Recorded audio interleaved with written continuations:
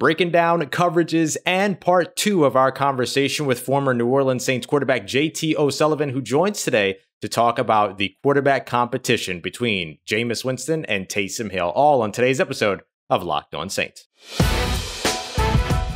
It's the Locked On Podcast Network, your team every day.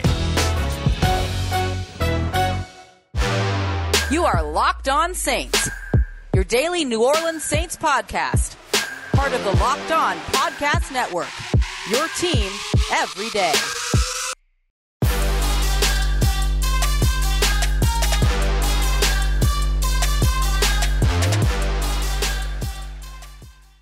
What is good, Who Dat Nation and Who Dat family? Welcome into a fresh episode here, Locked On Saints, part of the Locked On Podcast Network, your team every day. Whether you're listening on your favorite podcast provider or tuning in via YouTube, we thank you very much for being here. And don't forget that we're here with you every single Monday through Friday, 5 days a week, covering your New Orleans Saints. On today's episode, we're going to jump back to our midweek fundamentals like we do every Wednesday, jumping back over to the defensive side to talk about coverages. Cover 1 through cover 4, where they work, where they don't, and how a New Orleans Saints offense can attack those coverages. Then we're going to be joined in segments 2 and 3 by former New Orleans Saints quarterback JT O'Sullivan for the second half of our conversation. We talked Ian Book yesterday, but today we're talking Jameis Winston, Taysom Hill, quarterback battle, and why it might not be so hard at all to prepare an offense for either one of these quarterbacks or both. As always, I'm your host, Ross Jackson, at Ross Jackson Nola on Twitter, co-managing editor over at CanalStreetChronicles.com, your Tuesday co-host over at the National Locked On NFL podcast. We got all that and a little bit of lanyap for you on today's episode of Locked On Saints, your team every day. All right, y'all. So to kick off today's episode, we're going to jump right into midweek fundamentals. Before we get to the second half of our conversation with JT O'Sullivan, we're going to take a look at some coverages in this installment of midweek fundamentals. Remember, we do this every Wednesday. We take a look at some of the fundamental parts of the game, define some vocabulary, define some language about the game of football, which has been a ton of fun. I've gotten a lot of positive feedback about it, so let's keep it going. We're going to start off here taking a look at some defensive coverages. So if you're watching on YouTube, you're going to see a diagram. If you're listening on podcast, don't worry, we're going to talk you through it as well. So we're going to start off with cover 1 in this instance. So cover 1 is a single high safety, mostly man coverage underneath. So if you've got 4 defensive linemen, let's just say 2 linebackers to put this in the New Orleans Saints context, because they're usually in nickel formation, or 5 defensive backs. Think about 5 defensive backs. 5 cents is a nickel coverage. So if you look at this diagram here, you're going to see 3 linebackers, but for the New Orleans Saints, they'll usually have 2. And then with that, they'll have a slot cornerback that will be, lined up with the slot wide receiver, 2 corners on the outside and 2 safeties deep. The way that cover 1 technique works, where the cover 1 coverage works, is that free safety, Marcus Williams in the New Orleans Saints defense, would end up being the only single high safety over the top of the defense, while everybody else plays man underneath, right? You have Malcolm Jenkins at strong safety, who's going to come down to play man, potentially even blitz. You look at guys like Marshawn Lattimore, let's just say Paulson Adebo, and Chauncey Gardner-Johnson, who are all going to be manned up against their receivers. And then each linebacker will have their own assignment as well, while the 4 down linemen try to get after the quarterback. And sometimes they'll drop one of those in coverage. Sometimes you'll see the strong safety, in this case, Malcolm Jenkins, play an underneath zone in the intermediate area, middle of the field. That's called a robber technique. So you'll see different variations, but in terms of a basic shell, this is what cover 1 looks like or sounds like, depending upon how you're taking it in.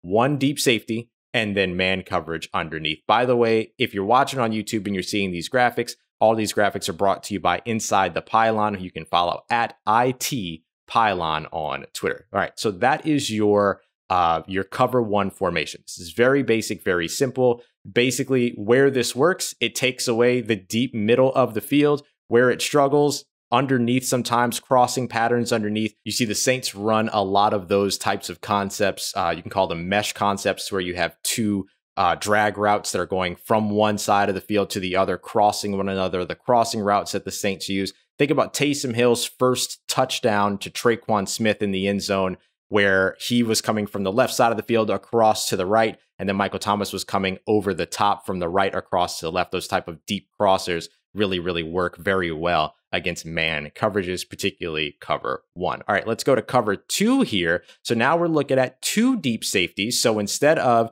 the free safety roaming the middle of the field by himself, you'll have the free safety take one half of the field, and you'll have the strong safety take the other half of the field. And then you can either see man or zone underneath. It just kind of depends upon what the play call is. So you could see the corners and linebackers go to man, or you could see the corners and linebackers go to zone. And essentially, if that happens, you're seeing 5 zones underneath. So with that being the case, where this ends up being very strong is out on the perimeter, taking away those perimeter routes, but post routes over the middle tend to be really, really successful here. And that's where you would see a lot of opportunity to strike. You think about Teddy Bridgewater's big touchdown in the Tampa Bay game during one of his starts while Drew Brees was out, the big touchdown over the middle of the field to Ted Ginn Jr. Tampa Bay plays what they call Tampa 2, which is essentially exactly this coverage, but instead of the middle linebacker taking an intermediate area or a short area in terms of the middle of the field, they'll go a little bit deeper and try to fill that gap. Well, even still, the deep middle of the field tends to be open. That ends up being a spot that is very vulnerable, so you could take advantage of those with post routes. One of the things that I just mentioned that you'll hear sometimes pretty often is middle of the field coverages. So you'll have middle of the field open or middle of the field closed. Cover 1 and cover 3, the odd numbers are middle of the field closed because they put a safety in the middle of the field.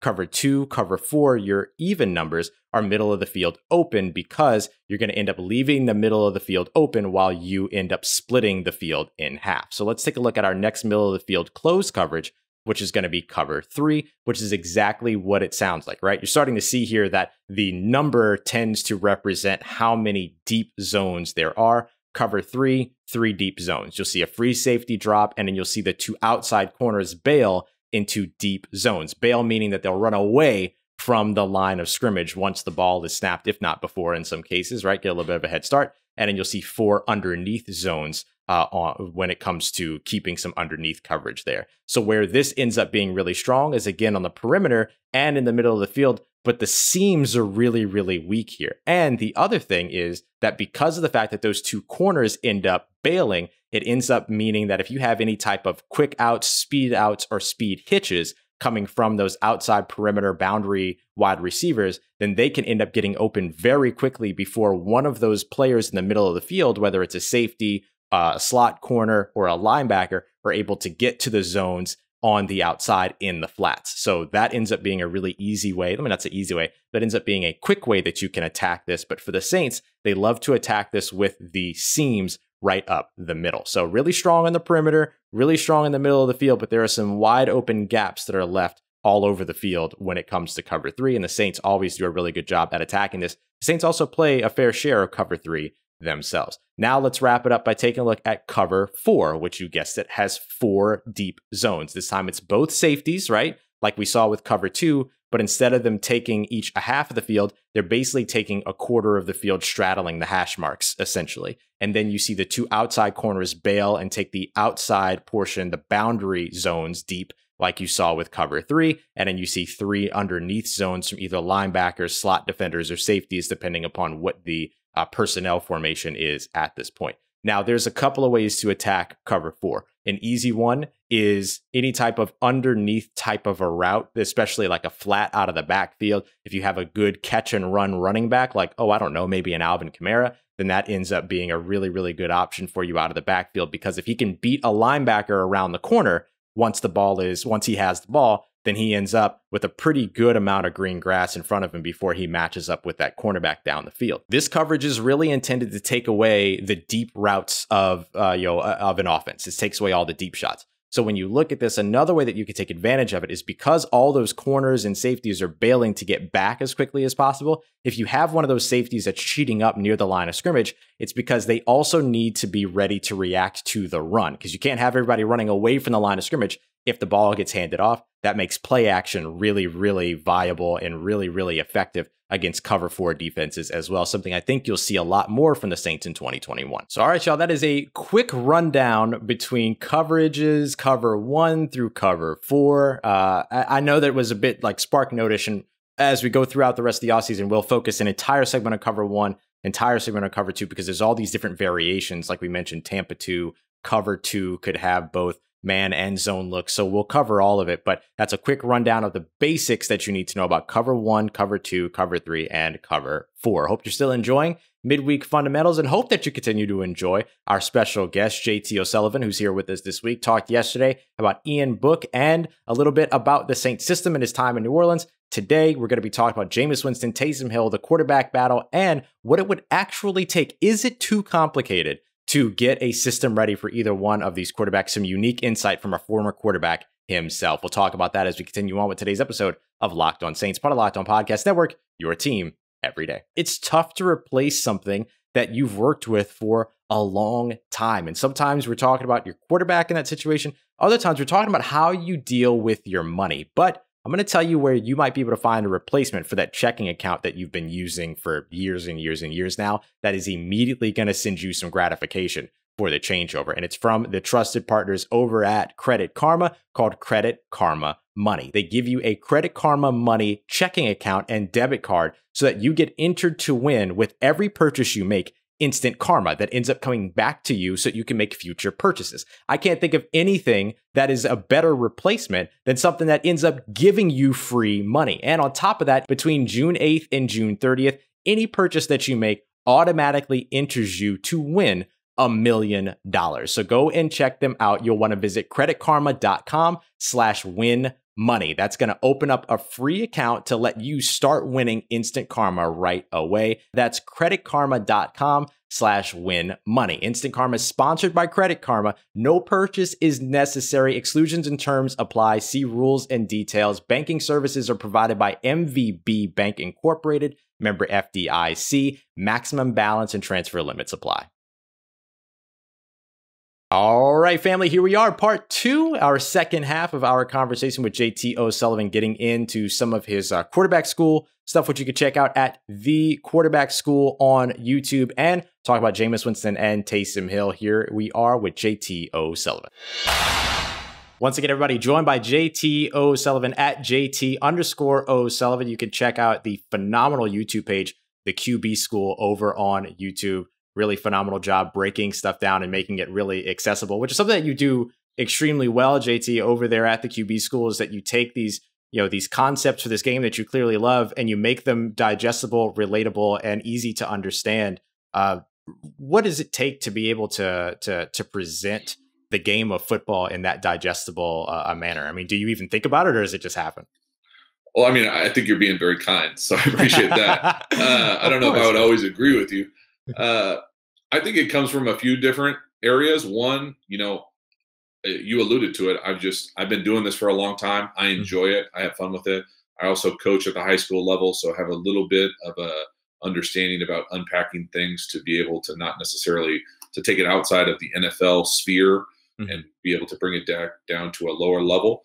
But then the other part of it is when I was done playing, I got a chance to go back to school and, probably unsolicited advice all the time about my communication skills, my presentation skills, about being more concise, precise, all those types of things eventually wear you down to where you feel like you have to do that all the time. And I think it does make for a better presentation, a better way to digest information. I try to make it entertaining. I really just try to fill all the buckets that I care about. Like I'm a fan, I'm a coach, I'm a former player. I for a long time was thirsty for more ball. I just wanted to know the details. I wanted to peek behind the curtain. I felt like there was information I didn't have access to.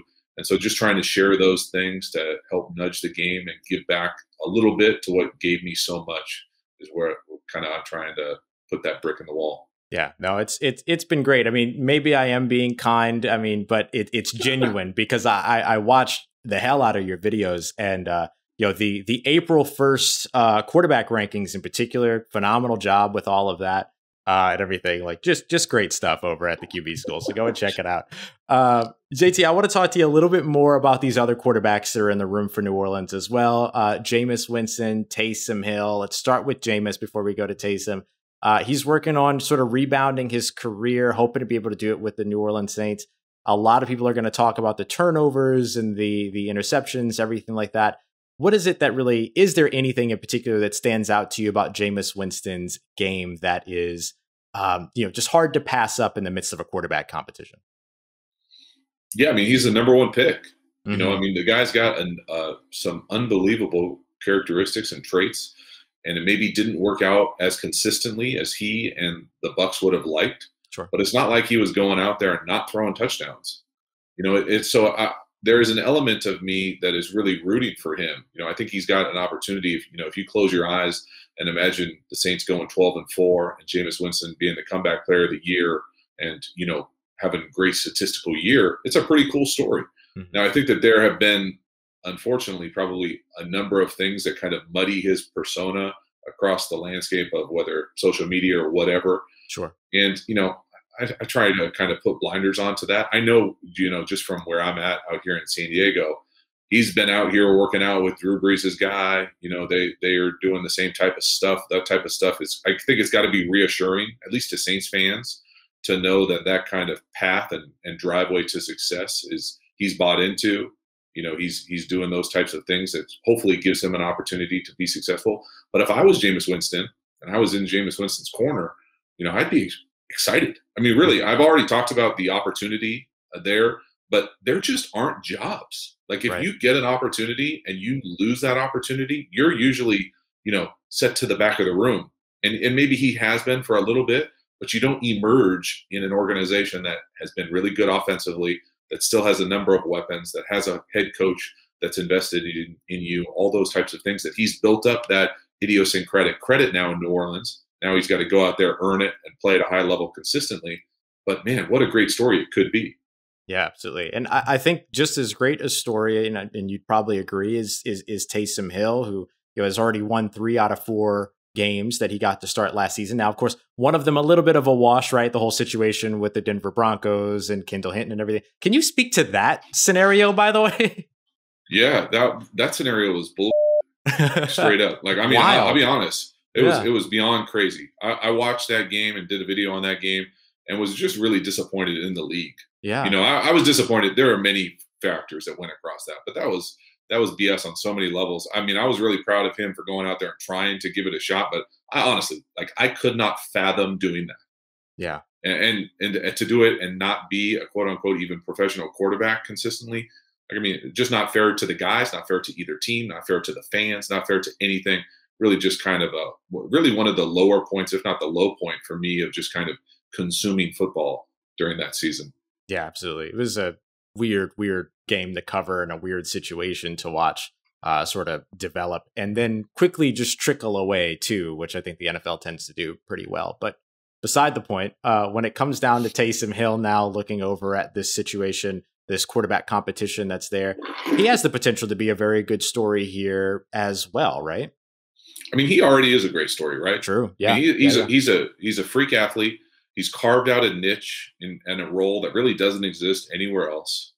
I personally am just I'm curious. That's kind of, I mean, I try to always be curious, but specifically around this position and things that I don't necessarily understand. Like I see elements that would be, man, that would be cool to have part of your offense.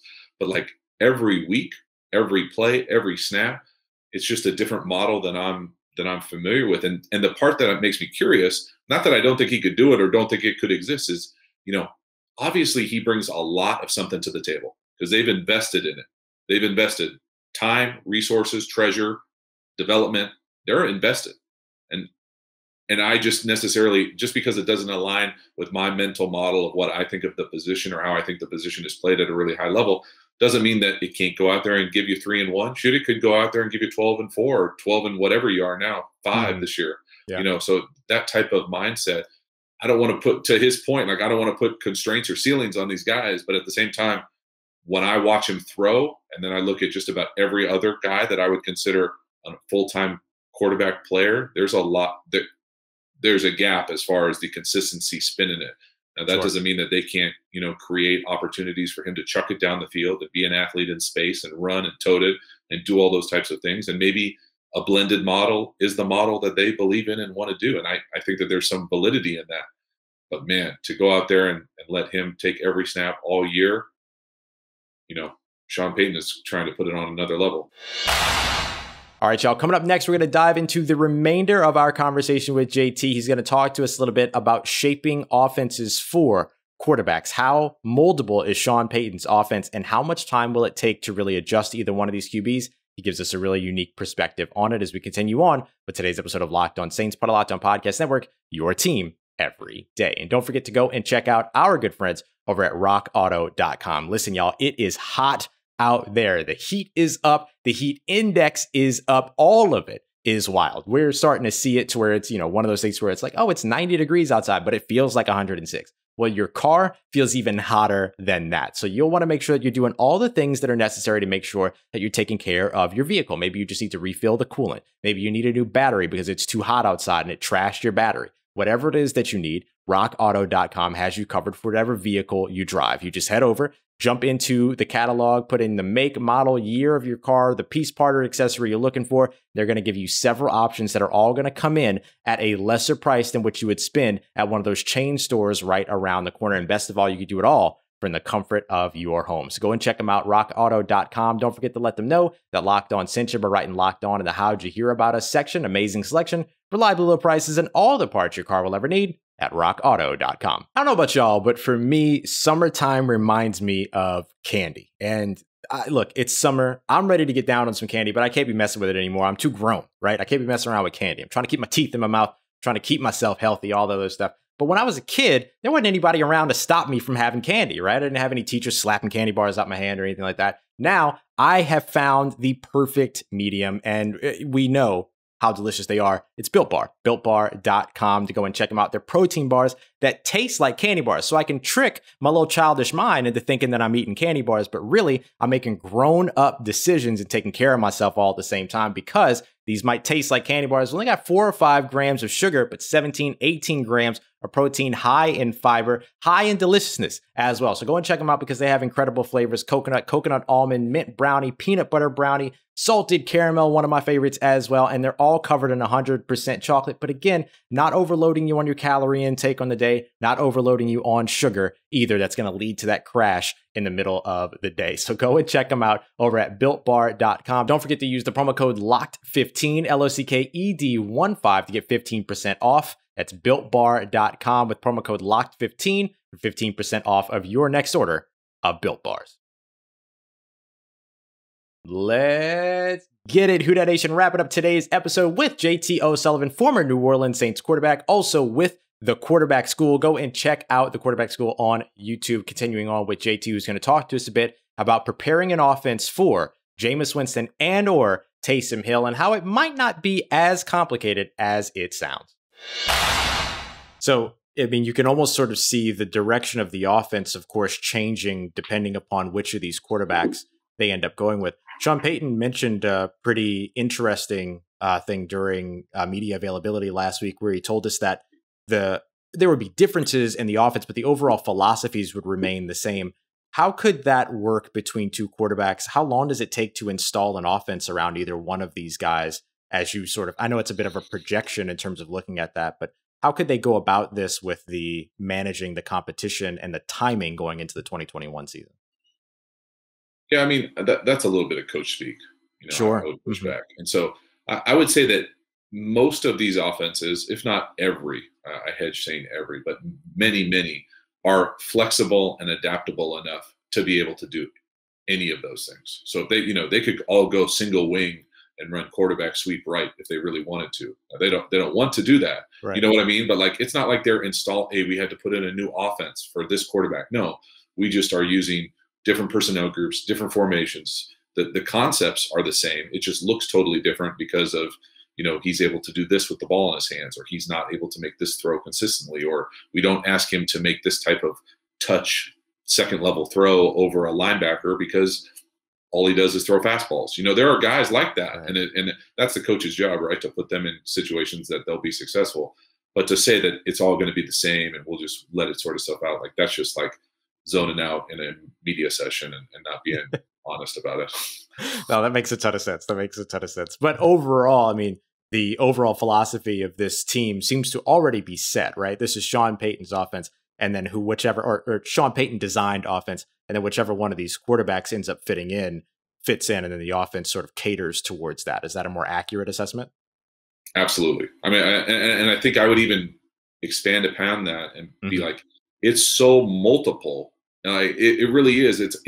I love what they do offensively. I think it's fun to watch. It's pleasant. Like, I enjoy that level of football. Now, certainly, I think everybody would like to see him throw the ball down the field a little bit more. But again, I don't think that was because Sean Payton doesn't like to do that.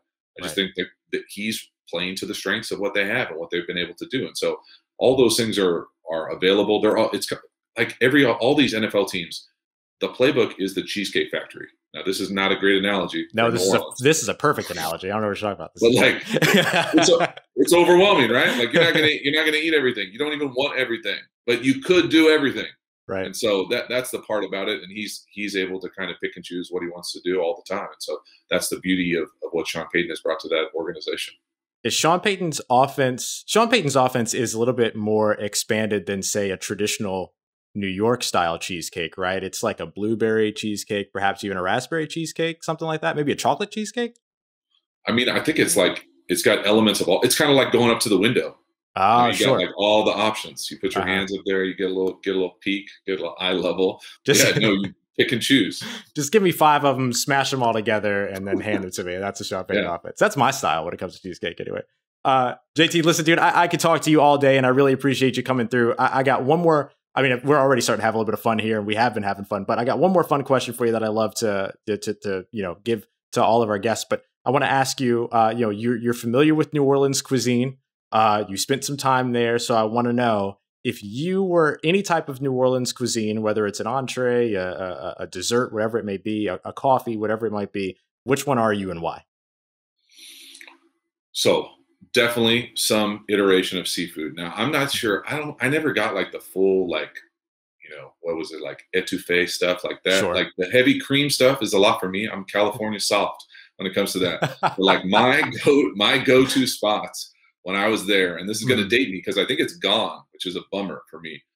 I used to call it Old Metairie, maybe not Old Metairie. It was called Crazy Johnny's. Yeah. All right. And then Drago's was next to it. And it was like big time. And it was like whatever the weight was, I was going to try to get into Crazy Johnny's or Drago's. That was my jam. But then recently, and this is dating myself even more, we went back for our 10-year anniversary, my wife and I, and we went to a lunch that I had heard about when I was there, but I never went to. Mm-hmm. I'm going to mispronounce it. You got to make fun of my California vibe here.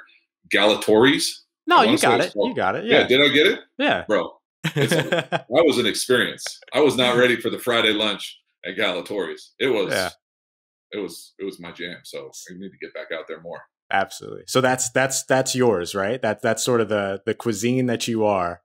Is the Friday lunch. There you go. Yes. I love it.